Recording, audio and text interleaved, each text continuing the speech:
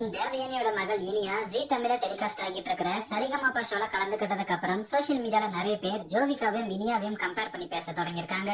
இந்த நிலையில இந்த மாதிரி வர கமெண்ட்ஸ்க்கு வனிதா விஜயகுமார் மற்றும் ஜோவிகா ரீசெண்ட் இன்டர்வியூல செம கடுப்பாகி ரிப்ளை பண்ணிருக்காங்க. அதுல ஜோவிகா என்ன சொல்லிருக்காங்கன்னா, நான் ஜீன்ஸ் டிஷர்ட் மாதிரி ட்ரெஸ் போடும்போது அந்த காலத்து கலாச்சாரமான சாரி தாவணி எல்லாம் போடுறது இல்லைன்னு சொல்றாங்க. தாவணி சாரி மாதிரி ட்ரெஸ் போட்டாலும் அதுலயும் ஏதாவது குறைய சொல்லிட்டு இருக்காங்க.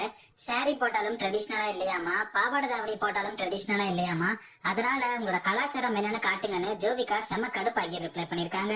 மேலும் இத பத்தி வனிதா என்ன சொல்லியிருந்தாங்கன்னா, என்னோட பொண்ணையும் தேவயானி பொண்ணையும் நிறைய பேர் கம்பேர் பண்ணி பேசிட்டு இருக்காங்க. எனக்கு இது புரியல, உங்களுக்கு என்னதான் பிரச்சனை, எதுக்கு எல்லாத்தையும் கம்பேர் பண்றீங்க, இப்படி கம்பேர் பண்றது ரொம்ப தப்பு, முதல்ல என்னையும் ஜோவிகாவையும் கம்பேர் பண்றதே நிறுத்துங்க. மேலும் அந்த காலத்துல குஷி படத்துல ஜோதிகா இடுப்ப காட்டினது செம்ம ஹிட் ஆகி இருந்துச்சு. ஆனா இப்பெல்லாம் என் பொண்ணு ஜோவிகாவோட இடுப்பைய கேமராவை போக்கஸ் பண்ணி காட்டிட்டு இருக்காங்க. இதை நான் தப்பான எண்ணத்துல சொல்லல, ஜோவிகா அவ்வளவு அழகா இருக்காங்கன்னு சொல்றேன்னு கோவப்பட்டு வனிதா அதுல பேசியிருக்காங்க. அதாவது ரீசெண்டா ஜோவிகா ஒரு ஈவெண்ட்டுக்கு போயிருந்தாங்க. அந்த ஈவெண்ட்டுக்கு ஜோவிகா போட்டிருந்த ட்ரெஸ் பத்தி தான் நிறைய பேர் நெகட்டிவா கமெண்ட் பண்ணியிருந்தாங்க. அண்ட் இந்த ஈவெண்ட் நடந்ததுக்கு அப்புறம் தான் நிறைய பேர் ஜோவிகாவை இனியா கூட கம்பேர் பண்ணி பேசியிருக்காங்க. மேலும் வனிதா சொன்ன மாதிரி இந்த ஈவெண்ட்ல வச்சுதான் ஜோவிகாவோட இடுப்பை போக்கஸ் பண்ணி எடுத்த மாதிரி நிறைய வீடியோ சோசியல் மீடியால வைரல் ஆகி இருந்துச்சு. சோ இந்த ஈவெண்ட்ல ஜோவிகா போட்டிருந்த ட்ரெஸ்ஸையும் சரிகமாப்பா ஷோல இனியா போட்டிருந்த ட்ரெஸ்ஸையும் கம்பேர் பண்ணி பேசின ஒரு சிலருக்கு தான் ஜோவிகா மற்றும் வனிதா இதுல ரிப்ளை பண்ணிருக்க வாய்ப்பு இருக்குன்னு சொல்லி பலரும் இதை சோசியல் மீடியால ஷேர் பண்ணிட்டு வராங்க.